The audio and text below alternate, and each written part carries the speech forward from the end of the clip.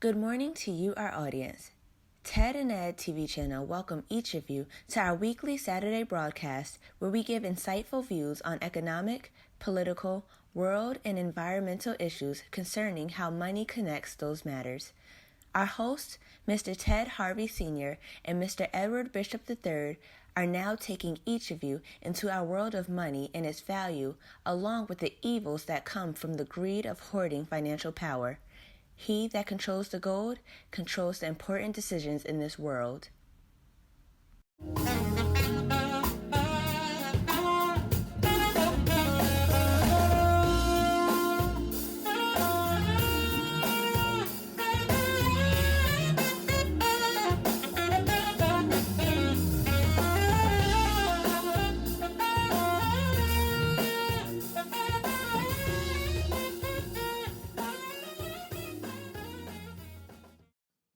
Welcome to the TED Ed Podcast, where we delve into the issues that shape our daily lives and drive our productivity. We confront topics that matter deeply to all of us, from healthcare and affirmative action to voting rights and monetary success and failure. We cover it all. And yes, we dive into the complex world of politics, exploring how our country has evolved from slavery to the 21st century.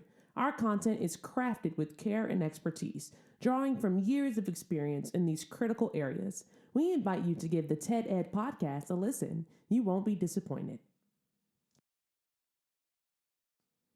Share your thoughts with friends and confidants, and don't forget to like, comment, and share our episodes. Your engagement helps us grow and reach more listeners. Are you passionate about these topics? Do you have unique insights to share? You could be one of our guest speakers. Drop us a line, send an email, or leave a comment. All requests will be considered. Join us on this journey of exploration and understanding. This is the TED Ed Podcast. Thank you and enjoy the show. Starting with the transportation system that moves more people than entire countries. 10. Beijing Daxing International Airport, $17.5 billion. Beijing Daxing International Airport didn't just break construction records, it redefined what airports could become when unlimited resources meet cutting-edge design. Built in just 4 years, this airport handles 100 million passengers annually, through a terminal so massive it's visible from space. Yet passengers can walk from security to any gate in under 8 minutes, thanks to revolutionary design principles that Western airports are still trying to copy. But Daxing's true innovation lies in systems most travelers never see. The airport operates using artificial intelligence that manages everything from baggage handling to air traffic control, creating efficiency levels that make traditional airports look primitive. Their facial recognition technology processes passengers without documents, while automated systems track luggage with 99.9% accuracy through RFID chips and real-time monitoring. The terminals designed by Zaha Hadid creates not just aesthetic beauty, but functional efficiency that traditional airport layouts cannot match. The starfish-shaped structure minimizes walking distances while maximizing natural light, reducing energy consumption by 40% compared to conventional airports. Underground, automated trains connect terminals faster than most cities' subway systems. Construction employed over 40,000 workers operating in coordinated shifts that never stopped, with concrete poured continuously for months to create foundations capable of supporting structures weighing millions of tons. The project consumed materials from across China while employing technologies that didn't exist when construction began. Daxing's environmental systems process wastewater, generate renewable energy, and maintain perfect climate control across millions of square feet using integrated technologies that operate like a single organism. The airport doesn't just handle flights, it's a completely self-contained city that could operate independently during emergencies. Western aviation officials who toured Daxing admitted they were witnessing airport design that wouldn't appear in Europe or America for decades, if ever. But while Daxing revolutionized air travel, the next project took transportation to an Hey, people, we on the air. We are on the air. And there's a few things I got to say. Just a few. Just a small few things I got to say. One of them is that our Trump administration broke a record last month. They broke a record. They went through $1.6 trillion in 6 months. They increased the debt by $1.6 trillion in 6 months. They on course to go to put the country in $3 trillion in debt by the end of the year, added to the debt. So they done ran through that 37 and they done hit 38. They about ready to hit damn near 40 here before the end of the year's over. They spending more money than they bringing in. And they running this And that's what he game. do, bro. That's what he does. They're running the game on us, folks. They telling me, well, if the tariff is bringing in trillions of dollars. If they were bringing in trillions of dollars, we wouldn't be $1.6 trillion more in debt. They running through money like Sherman went through Georgia, just bunning up the place. Oh, that is horrible. I could not believe when they came forth and said those numbers. So I guess these are the folks that he didn't fire already. He came out and said this. Cause anybody come with bad news, he gonna fire you. So he must not have gotten to those folks yet. But they'd already said we $1.6 trillion. There ain't no other president in the history of this country created $1.6 trillion debt added to the debt. We ain't gonna make it, people. We're not gonna make this. I don't think we're gonna make it to the midterm. At the rate we going, we're gonna be so far in debt. Our debt payment is gonna be $1.5 trillion for the interest, not the debt. The interest on the debt, $1.6 trillion. Interest payments. Oh, Scott Bassett got to go out there and sell $1.6 trillion in bonds. And he just, it's a horrible shame where they just sit down, they're going through this much daggone debt. And even if he borrowed a $1.6 trillion, it still won't do anything to our debt. It's not going to bring anything down. We're not going to be able to keep on paying anything. He just going to keep on printing red ink to That's keep it. going.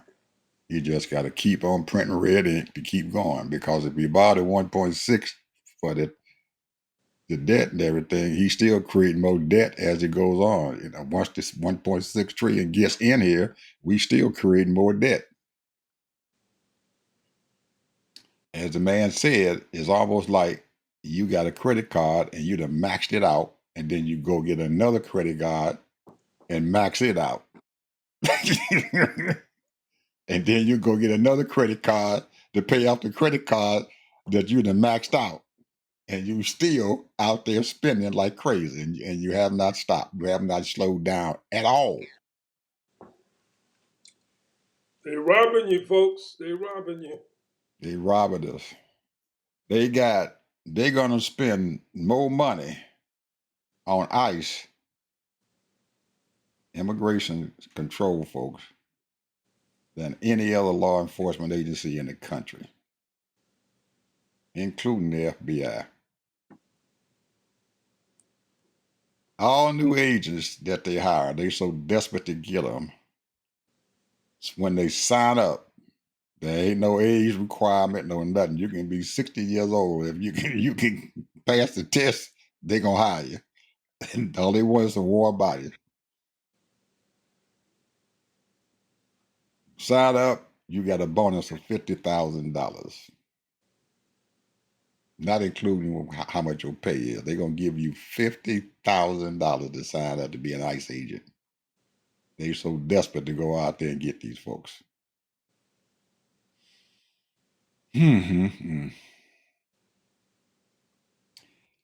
People, as we keep saying on every show, we in trouble.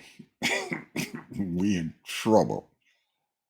And the sad part about it is that girlfriend told us what was going on, and nobody believed her. And if you listen to our last two shows up there on YouTube that I got her words exactly, and they match up absolutely. And him sitting there, and she told him what he was planning on doing, and he shook his head and said, "No, I ain't." That nigga lied. He lied to our face. That's what they do to exactly us. what she told him he was getting ready to do. He said, "I ain't doing nothing." He shook his head, "I'm not doing that," and he lied because he doing exactly that. Oh, so anyway, Ted, you want me to keep going, or you got some stuff you want to Well, the throw only in here thing I now? want to say is this. We have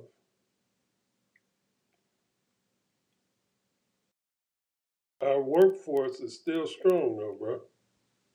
According to my statistics here. Because we got 9 million self-employed people. We got 130.9 working in private sector jobs. And we got 24 million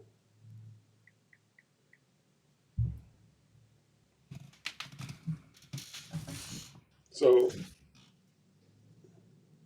130 million. You look at all that, that's over 160 million people.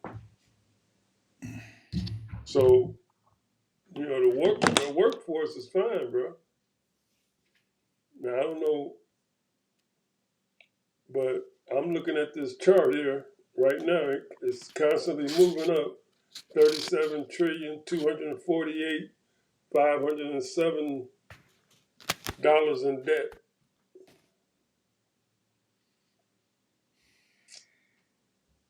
So we ain't nowhere near collecting that kind of money. Oh no. Our grandchildren's gonna be paying this thing off. Even if we started right now, lowering that national debt, our grandchildren will have grandchildren before we even get anywhere near paying this debt off. It's that bad, people. We Even got if we 9 started trillion. today. 9 trillion is being held by foreign companies, our debt countries. I'm telling you, man, you know, this right here is the American people's fault, and this is Congress and Senate by this DOD. I'm telling you, man, that's who's robbing us. And then, you know, they're taking that money off the top, you know, anytime, you know, they do any kind of programs or what have you, a lot of people get their little money and skim it off the top. There's no accountability, man. You know, the American people is in the dark. We're in the dark. We're in the dark. You know, and they penny nickels and dimes. You know, I just read an article the other day. They caught 4 or 5 people in Texas. You know, some of them $800,000, $1 million, 700,000, that kind of stuff from their PPP loans. Mm-hmm. You know, they penny nickel and diamond when they have given out billions of dollars to a lot of these corporations that didn't pay it back. So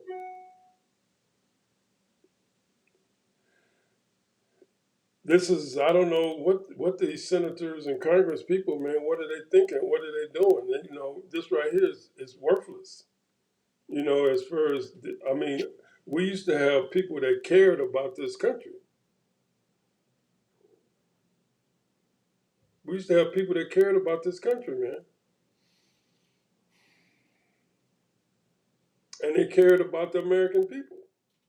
Well, if you listen to some of those fools who go out and they try to have a meeting with their constituents to let them know what they're doing. I don't know if this is sincerity or whatever, but they have drank that Kool-Aid. They done drank that Kool-Aid, and they believe that we got some bad time going on, but the bad time gonna be good real soon because this Trump economy is gonna bring this country back. And they believe that we're gonna be suffering for just a little bit, but we're gonna be okay down the road. And looking at some of them as they spout this lie, they believe it. I don't know why, but I think that they believe that we're gonna have some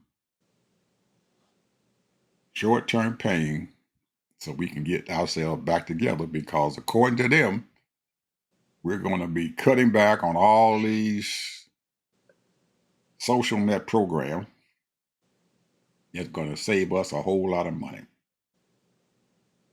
which is absolutely not true. Because anybody that know anything about taking care of their household budget know better than that. They can cut back on these social net programs and they don't equal up to nothing like what they're talking about, what they have already brought us into debt with. Now, they said that they're cutting out $1 trillion over 10 years in Medicaid, and they're going to cut out $500 million, $500 billion in Medicare cuts over 10 years. And anybody who know anything about arithmetic, we had already created $1.6 trillion in debt. And they're talking about getting close, being short about $100 billion over 10 years, and they done created this stuff in 6 months. Don't make any sense to me. But evidently, they think it does. So we'll see. We shall see. Anyway, Ted, I got some news about your boy.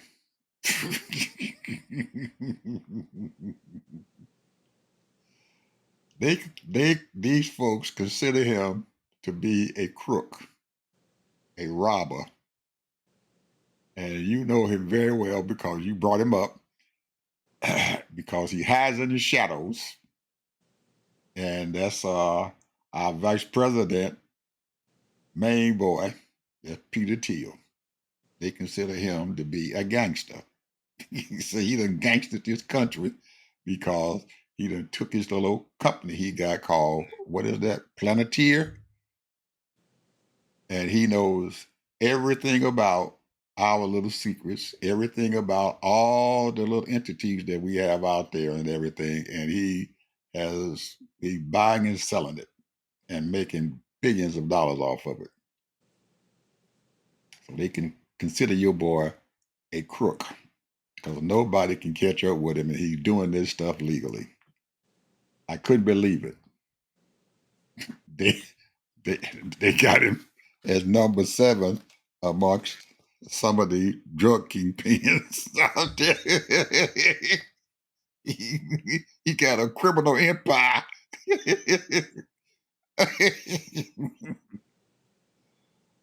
And guess who else is considered in a criminal empire?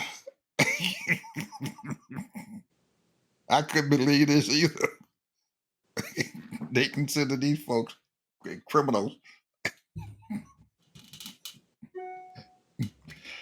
and these folks got old money. This the Rothschild, Yep. they consider them to be criminals too. Yep. See, they done lift off these folks. They got all kind of financial stuff going on, and they ripping people off left and right. And they've been stealing for a long time, and nobody's bothered them because they done got too powerful. They criminals. They're calling them criminals. They listen to them with these drug kingpins. Yeah. I couldn't believe it. But they said they are legal criminals. So they can't nobody touch them. They can't bother them. Said they've been committing crimes and stuff and everything. And the federal government, the United States government, and nobody else would bother them because they're too rich. They got their tentacles in every daggone thing in this country. Yep.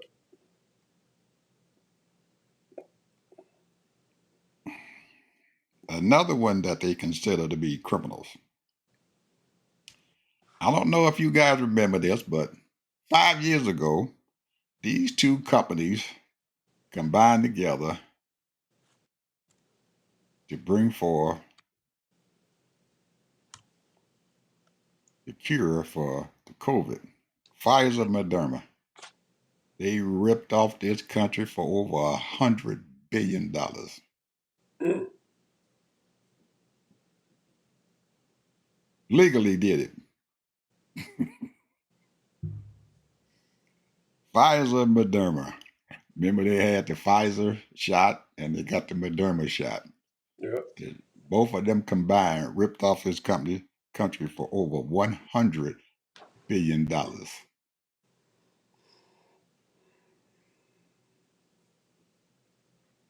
Today's money, there ain't no money.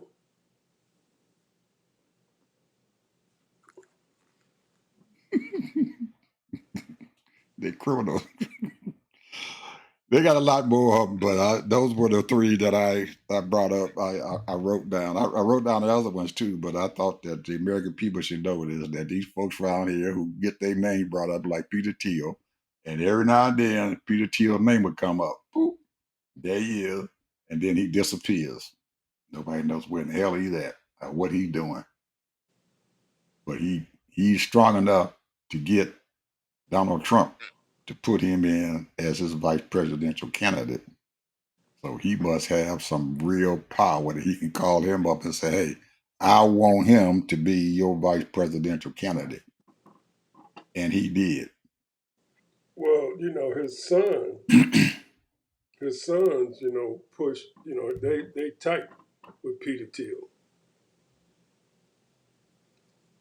So, and Peter Thiel been giving money to the Republican Party for quite a few years. He's been heavily involved.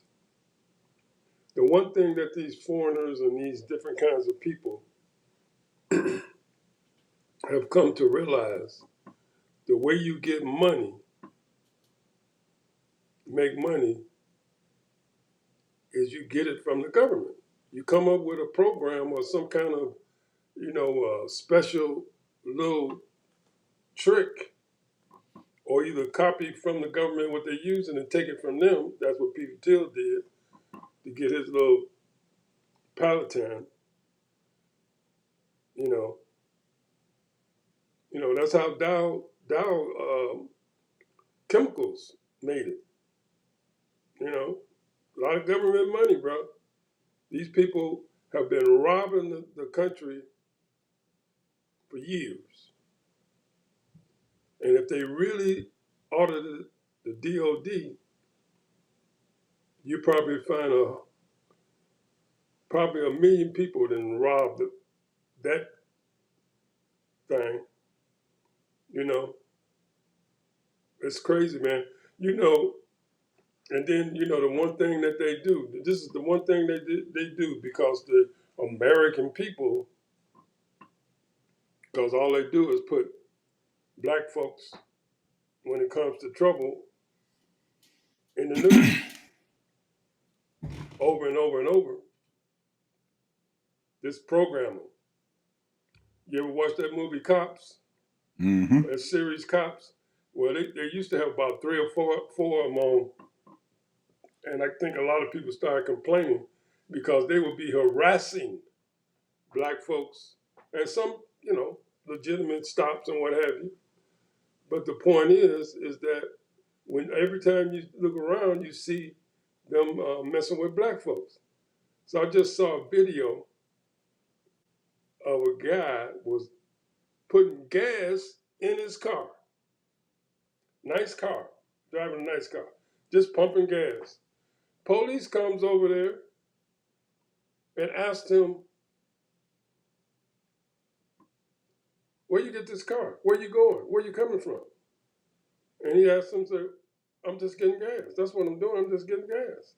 He said, "Well, I happened to look at your license plate and looked it up. I did my little, check on you, and it's under a foreign agency." And he said, "Well, yeah. Why are you messing with me? You messing with me, and I'm getting gas, and that's all I'm doing."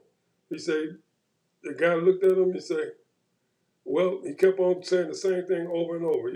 "I just wanted to check you out and find out and see if maybe you stole this car. It's under a foreign license plates.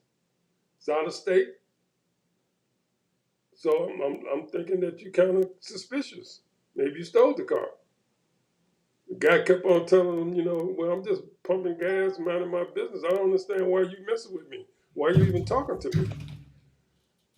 And finally, after about 10 minutes, the guy went on and he kept on asking, "What you doing? Where you going?" Blah, blah, blah. He said, "Well, my dad is a diplomat for France. Black guy. This is a black guy now. My dad is a diplomat from France.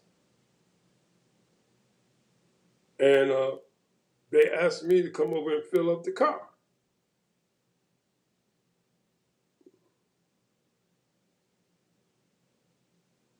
That was just total harassment. This is the kind of crap, just like the other day, guy was sitting on his porch in D.C.,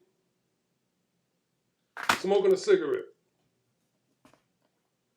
Police walked up to him, told him, saying, "What you doing here?" "And I'm sitting on my porch smoking a cigarette." "What are you talking about? Do you live here?" He said, "Yeah, I live here. What's the problem?" And the guy got pissed off and said, "Y'all better go on about your business, leave me alone." And they ended up arresting the guy.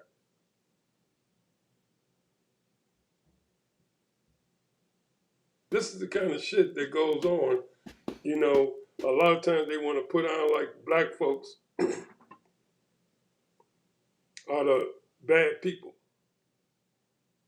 Now, we know black people, there's some black people out there that's doing some bad things, just like some white folks. But the Mm-hmm. point is, they overemphasize it. So crooks, these police officers, they mess around and all they do is mess with little pennies, nickels, and dimes, looking for stuff, petty shit. That's it.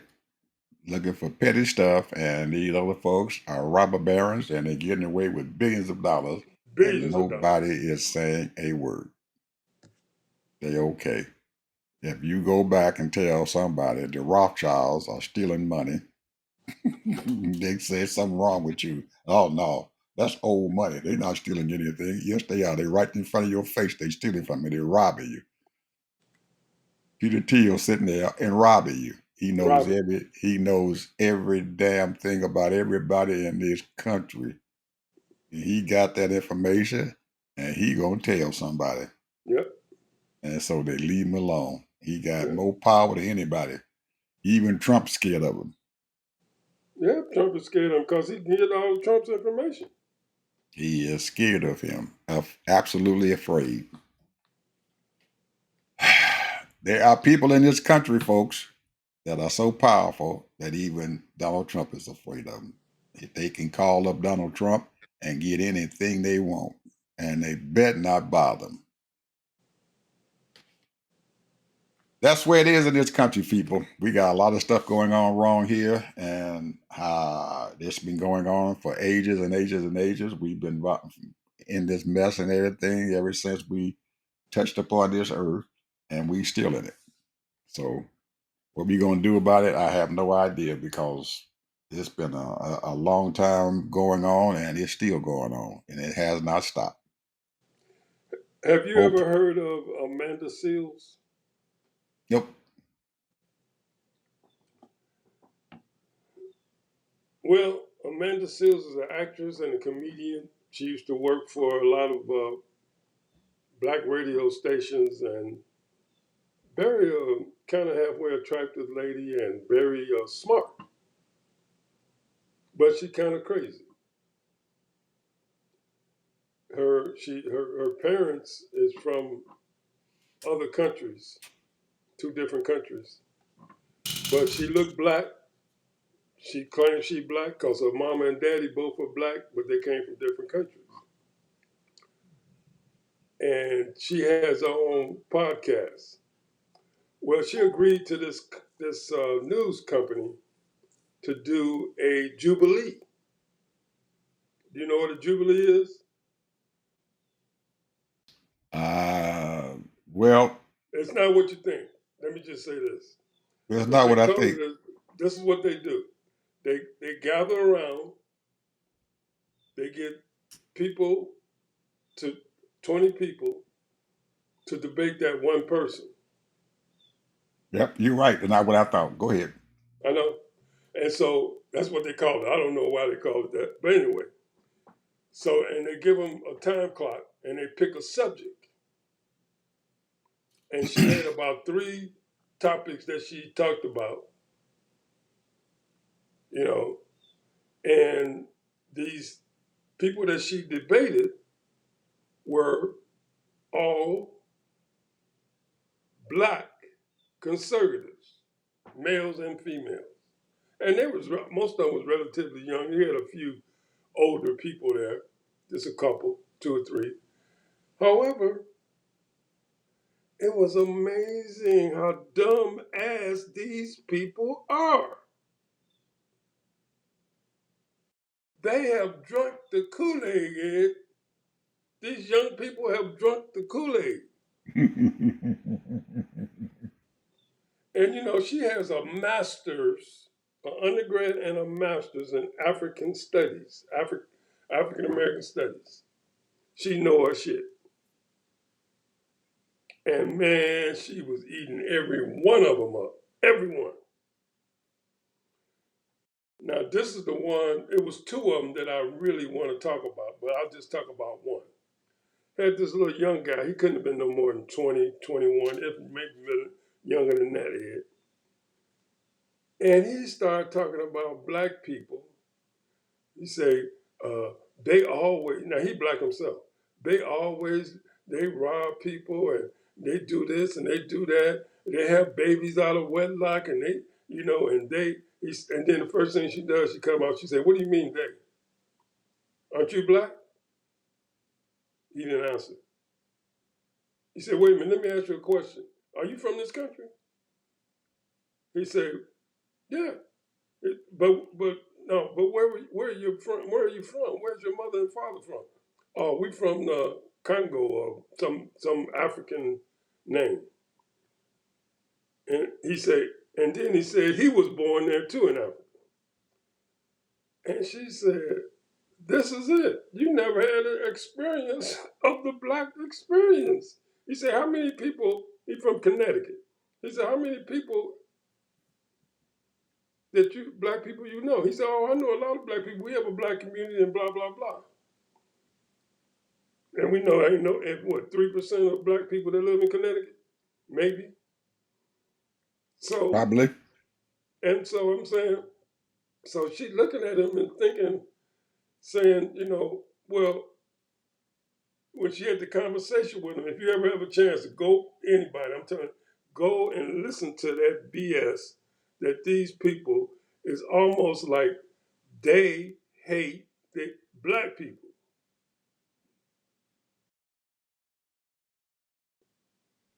They talk about black on black crime.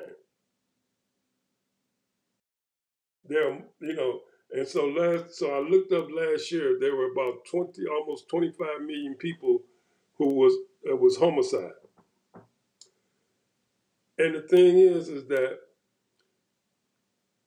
the one thing that really kind of they don't understand that white folks have commit crimes just as much as black folks. Absolutely. Matter of fact, sometimes they're worse. Yeah, and so but see, they've been programming their mind because all they see on TV, they show black folks. They don't show a lot of the crime that the white folks do, unless it's some kind of major shootout or something. But they killing their own just like black folks.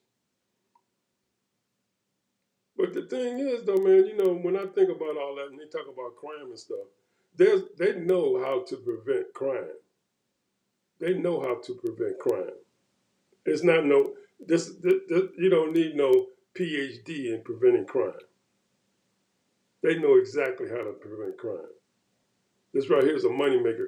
Because anytime the government get in trouble or these politicians or anybody, blame it on black people. That's what they do. I mean, you think it was an accident all of a sudden? They've been knowing about P. Diddy, what he been doing for years. Come on Hmm. now. Yep. When they made the big story and talked about your boy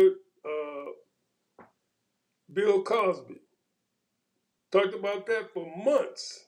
Made a whole trial of it and the whole thing. Made a big scene. Made a big scene about Michael Jackson. All kind of allegations and all that stuff. Made a big scene by R. Kelly. All of that. But now here you had a bunch of people, white folks, did the same shit. Bunch of them. They just had in the news today some prince raped 4 women.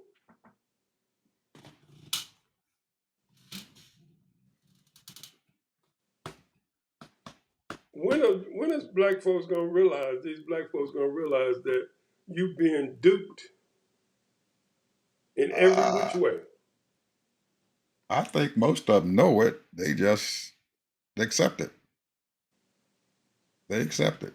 They know what's going on and they accept it. It's just an exception. There are people and stuff here that I see, black folks, who work here in this area where I live at, in an almost all white area. And I don't care what the heck happens. If the white person walks in, they're gonna take care of them first. They're gonna do whatever the white folks say. And if a black person will walk in there, they will sit there and do all kind of stuff to you. We can't do this. We can't do that. But if a white person walks in there, no questions asked. There are times and stuff to you when I've seen these folks. They walk into our Walmart store and they will have clothes and all the tags are missing on them. And a white lady brought them in and said, I don't want these.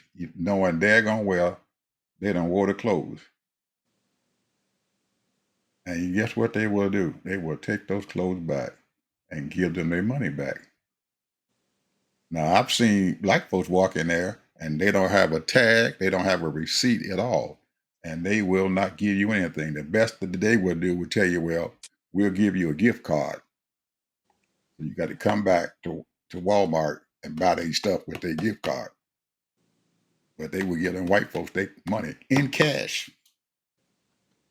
No receipt, no nothing. In cash, they give it back to them.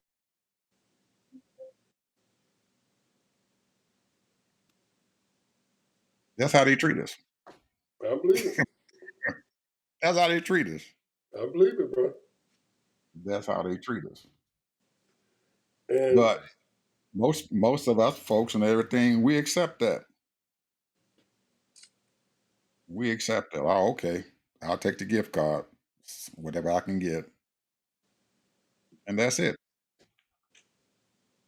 So We have accepted it, Ted. That's why I opened my mouth and said we have accepted those things that we do because we know it's going to happen and we just accept it. No, and we don't want to open our mouth. We won't say a word. We won't question what the heck happened. And the first time you try to question them about what the heck happened, well, you just gave that lady her money back and she didn't have no receipt. Oh, well, I know her.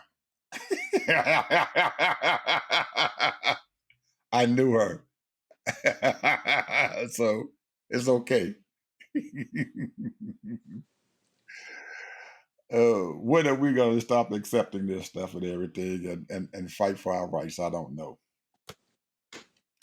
Well, it's hard, Ed. It's hard because in the same thing, when like, see, now I worked in the corporate world for 40 years and a bunch of Fortune 500 companies. And I'm going to tell you right now, you have to convince them every day that you can do the job. Every day. You got to be professional. You can't take nothing personal. Now, I've never, ever been mistreated by any client or customer. Never. Because I used to carry myself very professional. And so I've never had anybody that, now I've had some people come in and try to dupe me. If I'm doing a loan and they tell me they want to do, they want to do, an open end loan or they want to do a closed end loan, to get the rate. The rate might be 5% or they'll do a no interest. And I had people tell me, well, I asked for no interest. I didn't ask for no blah, blah, blah.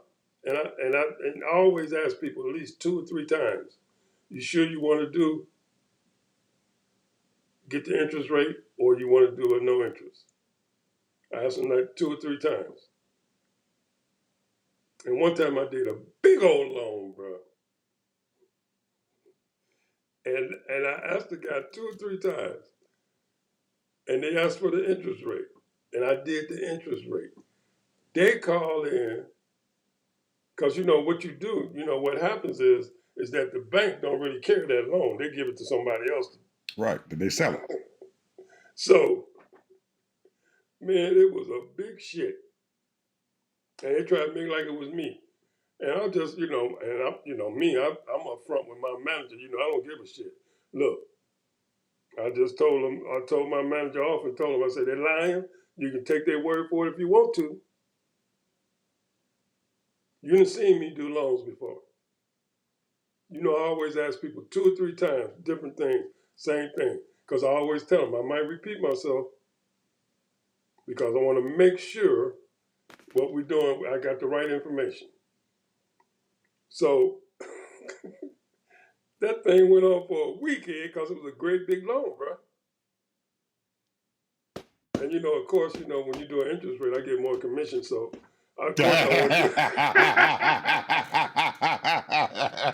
to. So I'm looking kind of suspicious. Yeah, you get the extra money coming in your check. So anyway, I'm just saying, the point is that there are people out there that will try to come and get you, set you up when you're working in the corporate world because they got that stigma. We have that stigma.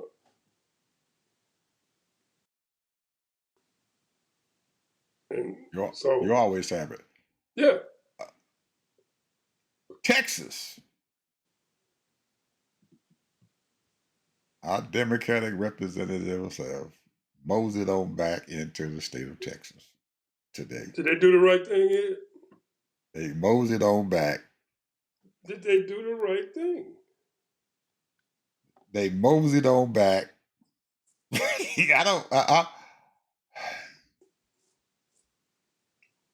I guess, Ted, it's almost like you just talking about your loan and everything, and you gave these people a choice of what they needed. You gave them 4 choices, and they have to pick that choice. They have to pick their poison.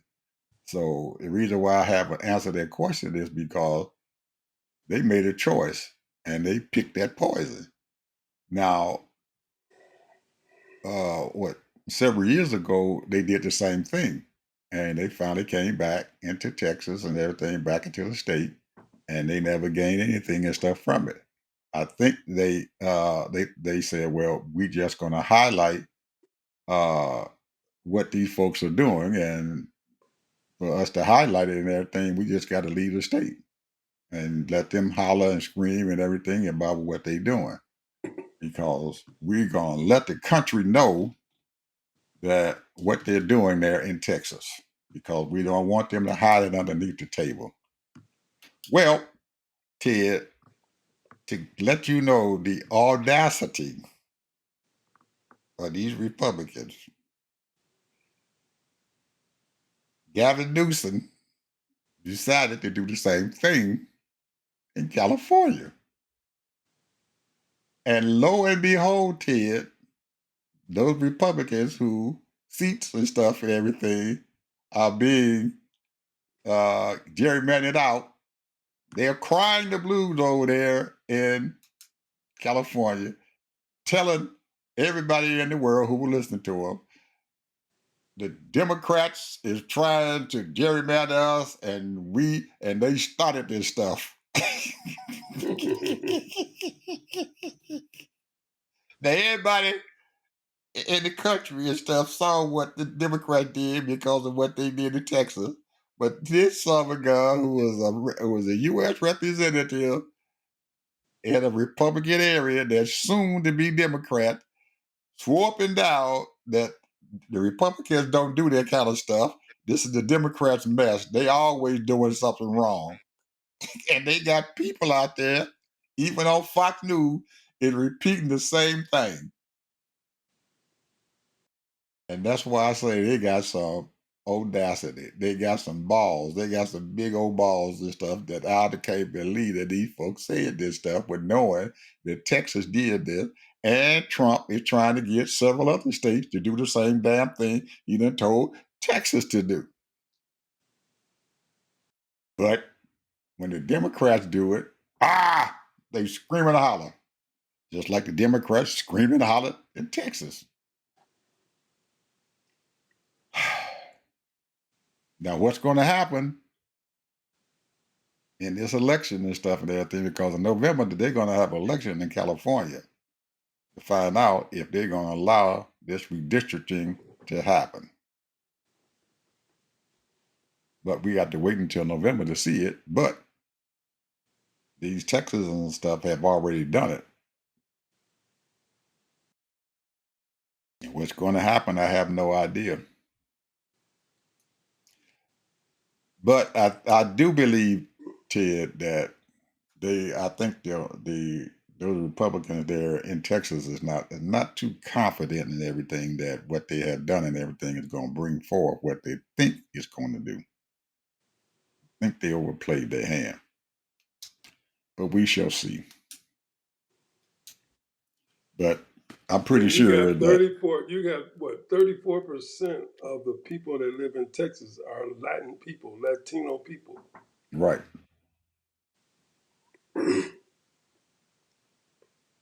and the white folks are 40-some%. And you still got over 3 million people there that's black. Right, in that area there, and where and they have no idea how these folks have moved around or where they live at and stuff there in the Houston and the Dallas area. So they could be misplaying their hand, thinking that they done gerrymandered that they're going those 4 districts, congressional districts and stuff and everything. So where the white folks and stuff are going to have somebody in there they want, and they're hoping that they're going, if they don't get a white person there, that they're going to get a Republican Hispanic to take the job. But we shall see. I know that they tried to completely do Jasmine Crockett's district and stuff, but she thinks that even though they redid her thing completely and everything, that she's still going to win her seat back. She believes that she going to be strong enough and everything in whatever district that they've drawn, that she's going to still be in Congress. She has that confidence. The rest of them now don't have that confidence. I don't hear Al Green saying anything about it, or some of the other folks and stuff whose seats and stuff that they're trying to take have that confidence that they're going to be able to win that seat. But it's going to be a mess there. But I do hear that there are some Republicans and stuff that are saying even though they did do them drawing, there's no guarantee that they're going to get those 4 seats. But the good thing about it is that when the gerrymandering that they're doing, or redistricting they're doing in California, it's going to bring forth 5 Democratic seats that they guarantee probably going to be Democrats instead of Republicans. Because there were some seats over there and everything that these Republicans were barely winning. And then I think in that last election, it took them almost, in California, that there was like 4 or 5 seats and everything that they didn't even know that the Republicans were going to win until January. They had to do so much recounting over there. Most of the seats and stuff that they had to recount and stuff came out of California. So Democrats won some of those close races, and some of the Republicans won some of those close races. With those races being that daggone close, even without a redistricting and everything, the Democrats could still possibly have picked up some extra seats and stuff over there in California. It all depends. But I remember one seat over there in California and everything, they didn't even get the results of that daggone thing until after Trump came in power. He took his seat before they found out if they were going to win that seat. Same thing happened in North Carolina. There was a couple of seats in North Carolina that was real, real close. House seats.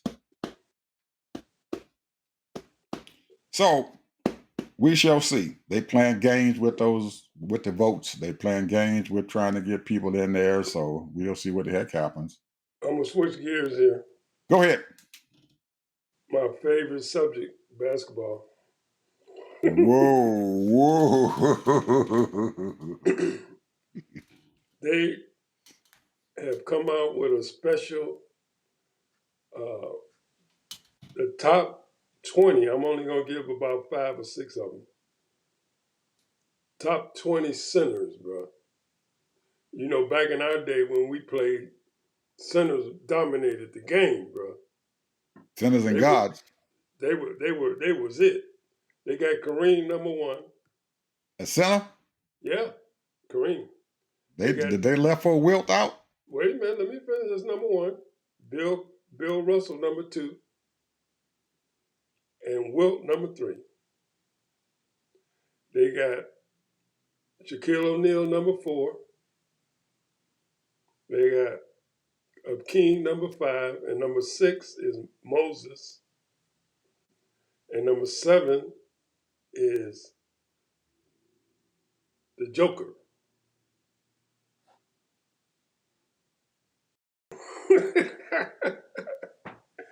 I'm gonna tell you, bro.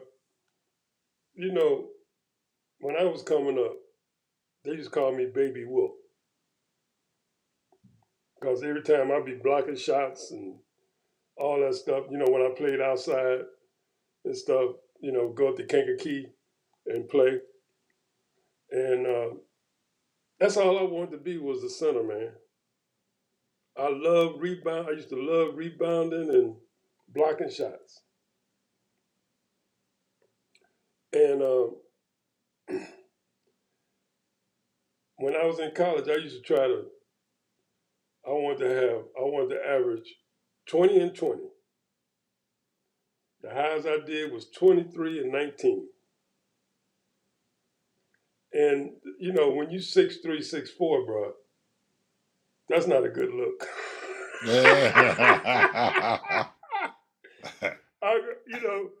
I'll be out there, and I could rebound like crazy, man. That was my thing, because I was a jumper. And, you know, really 80% of your rebounds is below the rim anyway. Right. All you got to do is go at it. Right. And block out. There you go. So the thing was, you know, I'm so thinking, you know, when I played against every once, you know, I used to outplay guys to a certain degree that was 6'8", 6'9". But man, when you start going against 7-footers, bro, That's a whole new thing. It Because is. they ain't got to jump. They ain't got to jump. They already there. That's how Kareem got by. He couldn't nobody block him because he was already there.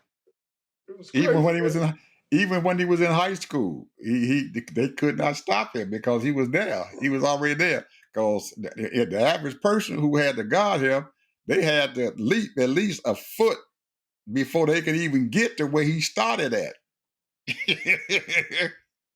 So I'm pretty sure that's what made him a pretty strong guy. But I don't know, man. I think old Wilt and everything probably It's deserved number that number one. one spot. Yeah, I really do. Yeah. It's not Wilt is like my top it's center. not like I'm Wilt is my prejudiced top and center, too. everything, but this guy took over the game, man. When he averages almost 50, 60 points a game, hey, shit. 25, 30 rebounds a game, bro. Yeah, I mean, he had done all that, man. You got to give that man his props and stuff. I don't think Kareem did all that. I don't think Kareem averaged that kind of stuff. Now he played good. He had a nice little hook shot and everything. He did his rebounding and all that. But I think the Wilt that stuff. He couldn't shoot no free throws, hardly, but he was a whole lot of people couldn't shoot free throws. But anyway, he was known to score some points. You could not stop him. And I think that they probably put Bill Russell as number 2 in everything because of his ability and everything to do what you said with doing, blocking shots and rebounding, because that was his Rebound. thing. He didn't They got score no him listed point, as the but he greatest blocked. defensive player ever. He blocked shots, played defense, and he rebound, and that's what made him a good center. Yeah. He couldn't. He didn't have a whole lot of points he could score, but he was going to block at least 20, 30 daggone shots Plus, every he's won game. 11 championships. Absolutely. With Boston. I'm going to switch gears again, bro. Did you see that fiasco today with all those European people and the president of Ukraine with Trump? No, I haven't had a chance to see it because I was going to wait till after the show was over with, and I was going to go to YouTube and watch it. But Well, I'm going to give you a highlight. The highlight. Okay. Just a highlight. He does his whole little thing, and he started complimenting all the presidents and prime ministers, how great they are, and we're good friends, and all that kind of mess. Went around the table. And then they said a little something. And he got to, I think it was he got to the Swedish, Finland. I think it's Finland, Sweden. And, they with NATO too. It was a small country, and, they basically is a neutral country. Mm-hmm. But he know that if Putin takes over Ukraine, they probably going to be next. And you know what he told him? He said, Mr. President, he gave him all his accolades and all that. And thank you. He was talking to Trump. He was talking to Trump. Okay, go ahead. He said, Mr. President, I think you're doing a great job, blah, blah, blah. And, for 3 years, we had to go through this war and seem like you're the only one that's communicating, because there were no communications the last 3 years in this war. And what we want is peace. And we believe that the next meeting that you have, it has to be stop the war, stop the bombing. The next meeting, that's what he told them.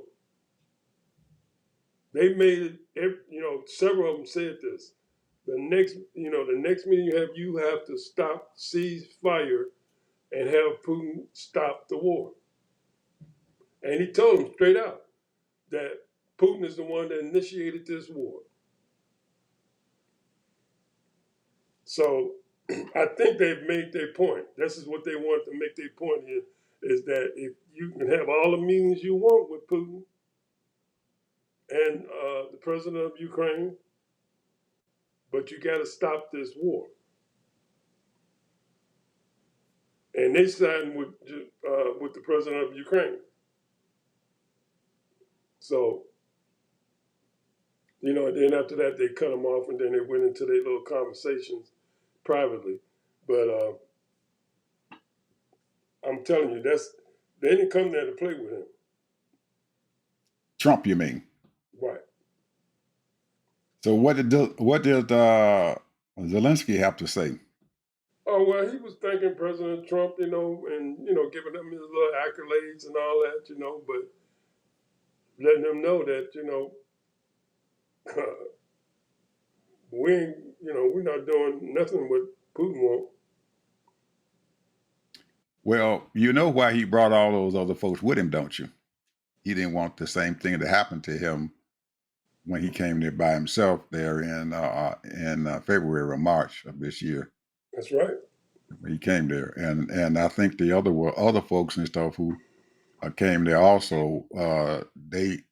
They wanted to come and everything, but they were glad that Zelensky had invited them to come along with him because they knew that he wasn't going to be strong enough to deal with Trump at all. But I'm finding it very ironic and stuff, Ted, that all this stuff happened, and I haven't until the person other than Fox.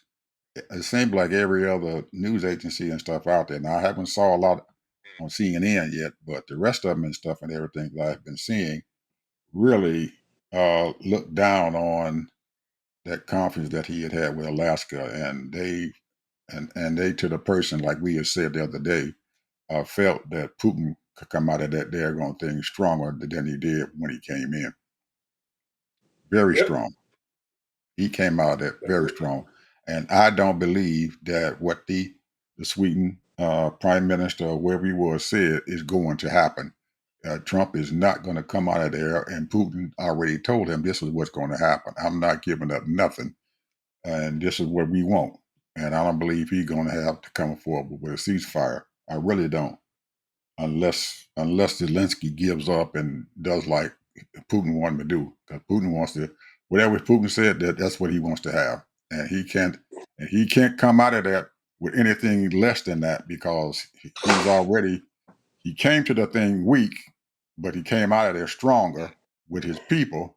But he can't go back and stuff now. He can't. He's his pride and his country and stuff won't let him come back to a position where they're just gonna come out even, and Ukraine gonna still have all his military and everything, and they just have to stop fighting. That's not going to happen.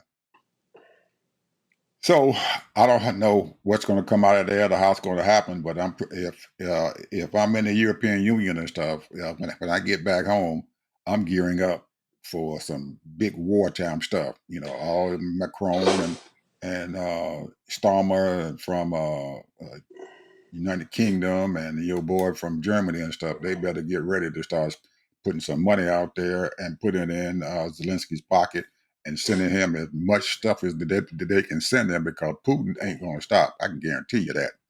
He's not.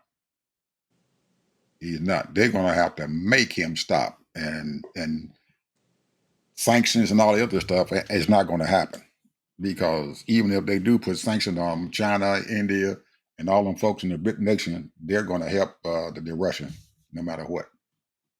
And they got a lot of power and a lot of money. Yeah. They have changed the dynamics of NATO. I guarantee you that they have changed the dynamics and stuff of it. This BRICS nation thing have changed. They have changed the whole balance of the world and stuff right now. And the European Union and United Kingdom and all of them need to realize that. And they can't depend a whole lot upon the United States because Trump is too damn wishy-washy. Anyway, what's your final word? Well, I'm going to say this. I think all of them lost. That's just my opinion. I mean, I think, number one, America is not America anymore. Mm-mm. It's not. And you know, we stood for doing the right thing most of the time, you know, and trying to keep whatever the case may be.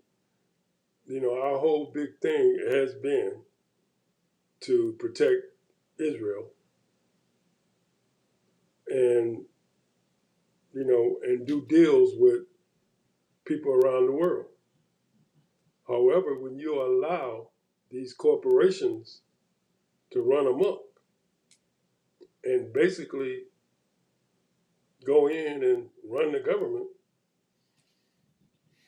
only thing they're going to be thinking about is their pockets. They don't care about the country. The people, I should say. Not the country, the people. They feel as though if they feel like if they give 200 million here and away and 100 million here away, and they're doing good work. They feel good about themselves, but they robbing billions. I dare say trillions. So the thing is, they're just telling the American people, let them eat cake. Mm-hmm. That's it, bro. They're tearing down the schools. They causing all kind of havoc across the country as far as healthy foods and things like that. They didn't took all their investments overseas, most of them, looking for cheap labor. The only thing that I can say that these corporations haven't done yet, because the reason why they say they haven't done it is because it costs too much money now to train these people. They'll still lay off people, that's not producing. They might lay off 10 million, because these people, most of these companies, these big corporations got 400, 300, 200,000 people working for them. So if they lay off 10,000, big deal. So, because they're always looking for new people and it'd be cheaper labor anyway. So it's too tough to lay off these people, and then that's a bad look. And then the people stop investing into their company. Because it's too much money. People know your money is not going to grow in the bank. The only way you're going to make money now while you're working is you got to have that 401k, or you got to have your own stock trading account. Because you're not going to make no money. And then your retirement, these companies don't give you no retirement plan now. That's why they tell you to do a 401k. That's my last word.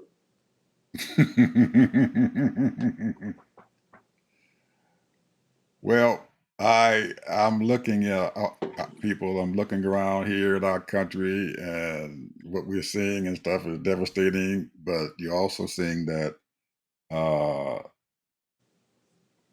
we have you finding out and stuff that a lot of money that is in this country is investing in artificial intelligence, Oh, yes. and there's billions of dollars going into it, and we're as a country, even though we're realizing that AI and stuff is the next generation that we need to get in, we're we're coming in behind the eight ball, because there are a couple of countries out there, including China and stuff, who are way, way, way ahead of us right now as far as this technology stuff is going on. They have went past us so fast as a crying shame, and we're playing catch up now. And I think that it's going to be it's going to be these folks and stuff who are investing all this money and everything. You can't throw money at this thing and hope that we can catch up and stuff with them. They're going to have to be some smart maneuvers and stuff made. I see that these companies and stuff out there now, they've got about 13 or 14 huge data centers and stuff that they're trying to build now for AI. And these data centers and stuff and everything have some cons and stuff and some drawbacks and stuff that this country and stuff is not dealing with. One of them is that these data centers and stuff uses a huge amount of electricity. huge amounts of electricity. Some of these data centers and stuff, people use more electricity than a major city does. So with them building these daggone things and where they're putting them at, I don't believe that they realize what they're doing, because I saw that one of them is going into, two of them they're building in Arizona in the desert. And Trump has already outlawed solar energy, so you don't have any energy and stuff out there for them. You're going to suck it up. And then it takes huge amount of cooling and stuff and everything that they have to cool these big data centers and stuff down. And that cooling and stuff in the desert is not there. So we need to be spend the money, but we need to have some planning and stuff going on with it. And I don't believe that planning and stuff is there as the aspects of what's going to happen here with these data centers. But they're spending huge amounts of money, hundreds of millions of billions of dollars and stuff to get these centers and stuff built. And they haven't even started building them yet. They just got proposals out there and they've already started breaking ground. So, like I said, by the time they break ground and get the buildings and everything up, these Chinese are going even faster. So hopefully we can catch up, but I don't know. Anyway, people, we will see you guys tomorrow. You guys have a nice and wonderful day. Bye-bye.